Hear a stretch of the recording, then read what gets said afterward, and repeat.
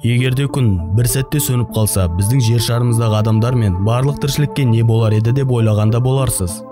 Ең жарық жұлдызымызсыз өмір сүре алар ма едік? Күн бізге тек жылу мен жарық қана беріп қоймай, жердегі тартылыс күшіне де әсерін тигізеді.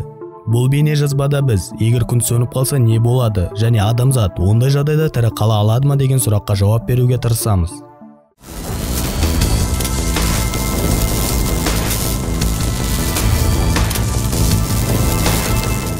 Ассалаумағалейкум құрметті көрермен, Шакамуроның арнасына қош келдің. Алдыңғы бейне жазбадағы байқаудың жеңімпазы осы көрермен.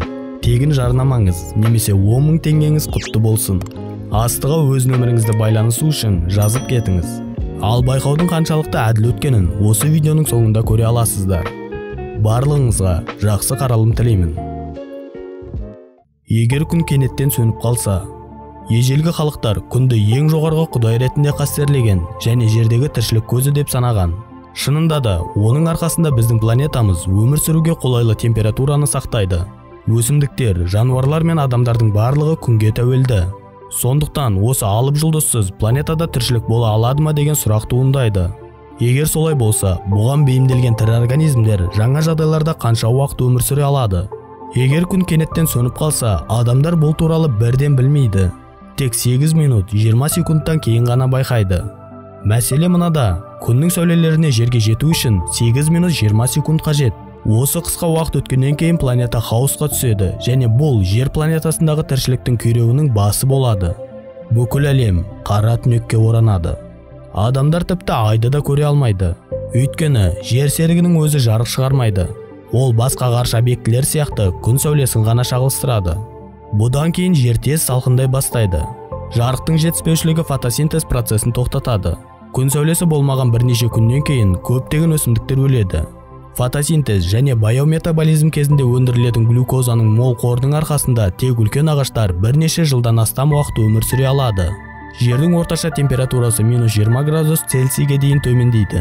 Бір жылда ол шамамен -70-80 градус болады. Планетаның су қоймалары қата бастайды. Уақыт өте келе шақырымға созылған терең судың өзі мұз болады. Өсімдіктер аштық пен суықтан өлгеннен кейін шөп қоректі жануарлар да қырылады. Салдарынан көптеген жыртқыштар қорексіз қалады. Өліктермен қоректенуге бейімделген жануарлар ғана біраз уақыт азықпен қамтамасыз етіледі. Бірақ соңында барлық тіршілік қатып қалады, немесе аштықтан өледі. Жер астында және жанартаулық белсенділік аймақтарында өмір сүретін микроорганизмдер ең ұзақ уақыт өмір сүреді. Мұнда олар планетаның ядросынан туындаған жылумен аман қалады. Мұхиттар толығымен мұзбен қатып қалған. Ал теңіз түбіндегі қалың мұз қабатының астында жердің ішкі жылу әсерінен кейбір тіршілік иелері де өмірлерін жалғастырады. Әсіресе су асты жанартаулары бар аймақтарда. Ол аймақтарда жердің астынан шыққан магма суды жылытып тұрады. Ал адамдарға не болады? Адамзат үшін өмір бірден бітпейді. Адамдар күн сәулесі болмаса да жылу ретінде геотермалды энергияны пайдаланатын терең бункерлерде немесе су астындағы қалаларда өмір сүре алады. Мысалы, Исландияда осындай жоспар жүзеге асырылған. Оған қоса атом энергиясын пайдалану мүмкіндігі де бар. Өсімдікті, мысалы жасанды жарықтандыруда өсіруге болады. Әрине, мұндай автономды тұрғын үйлер бәріне бірдей жетпейді.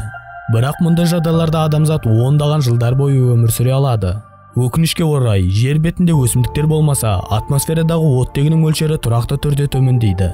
Күн сәулесінің әсерінен ағзада түзілетін D витаминінің қорын толтыратын ештеңе болмайды.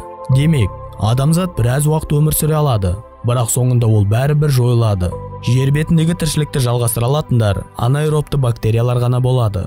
Бұл қоректік ортада оттегінің болмауына қарамастан дамитын микроорганизмдер. Егер күн толығымен жоқ болып кетсе, мұндай оқиғаның болуы мүмкін емес. Сонда да күн жүйесінен толығымен жойылып кетсе, жердің және бүкіл адамзаттың тағдыры қалай дамитынын көзге елестетіп көрейік. Бұл жағдайда планета тұрғындары үшін салдары күннің сөніп қалғанынан да ауыр болады. Күннің жерге жарық пен жылу беретініне қоса, өз орбитасынан шығып кетпеуге көмектеседі. Планеталар және олардың серіктері жалпы алғанда күн жүйесіндегі бүкіл дене өз траекториялары бойынша қозғалады. Күн жоғалып кеткеннен кейін біз туралы 8 минут 20 секундтан кейін білетін боламыз. Өйткені Эйнштейннің теориясы бойынша гравитациялық толқындар жарықпен бірдей жылдамдықпен таралады. Күннің тартылуы жоғалғаннан кейін жер күн жүйесінің басқа нысандары сияқты ғаламның кеңістігінде болжауға болмайтын саяхатқа шығады. және кез келген уақытта кең кеңістікте жер шарымыз басқа ғарыштық денемен соғысуы мүмкін. Бұл жағдайда жердегі тіршілікті сақтау мүмкіндігі өте аз. Дегенмен, біздің күніміздің жасы шамамен 5 миллиард жылды құрайды. Бұл оның өмір сүру ұзақтығының жартысына жуығы, сондықтан жақын арада және болашақта күнсіз қалу қаупі жоқ. Күн қалай өледі? Күн өзінің 10 миллиард жылдық өмірінің жартысына ғана жеткен, және кем дегенде тағы 4,5 миллиард жыл жарқырайтын жұлдыз. Біздің жұлдыз тұрақты энергия ағынын таратады, және бір күні оның құрамындағы сутегі таусылып, жұмыс механизмін гелийге және басқа ауыр элементтерге тапсырады. Содан кейін күннің ішіндегі энергия ауысып, оның мөлшері өзгере бастайды. Шын мәнінде бұл өте әдемі және ойға келмейтін көрініс болады. Күн шолпан жұлдызының орбитасына дейін кеңейіп, қызыл алып қайналады. Ол жақын маңдағы планеталарды жұтады, жерді күйдіреді және тойып болғаннан кейін салқындай бастайды. Содан кейін радиусы 10 ғана шақырымға жететін ақ ергежейлі жұлдызға айналады. Марс, Юпитер мен Сатурн қалдықтары оның айналасында жүреді. Негізінде осындай белсенділік ғалымдардың пікірінше шамамен 5 миллиард жылдан кейін туындайды. Бүгінгі күні күн өзінің негізгі фазасында тұрақты термоядролық реакцияларды сақтап тұр. Тағы да қайталап айтамын, оның істен шығуына байланысты бізде алаңдайтын ештеңе жоқ. Күннен туындаған ақыр заманды қалай болжауға болады? Енді қазір айып етпеңіздер, көп сөздер ғылыми түрде жеткізіледі және түсініксіз болуы мүмкін, бірақ жақсылап тыңдауға тырысыңыздар, Күннің тәждік массалық лақтырылуы, магниттілігі жоғары, күн материалы және газдың үлкен атқылауы. Қуатты энергия көшкіні ғарыштан лақтырылады, және ол жерге қарай жылжитын болса, спутниктерге және навигацияға орны толмас зақым келтіруі мүмкін. НАСА ғарыш орталығының ғалымдары ғарыштық дауылдарды 24 сағат ішінде болжаудың жаңа әдісін әзірлеуде. Мүмкін осы ықтимал әдіс болашақта планетамызды күннен туындаған апаттан құтқара алатын да шығар. Күннен туындаған жоғарғы қуатты және шамадан тыс энергия электр желісі трансформаторларын істен шығаруға қабілетті. Белгілі болғандай, біздің заманауи технологиялардың барлығы электр қуатына байланыстырылған.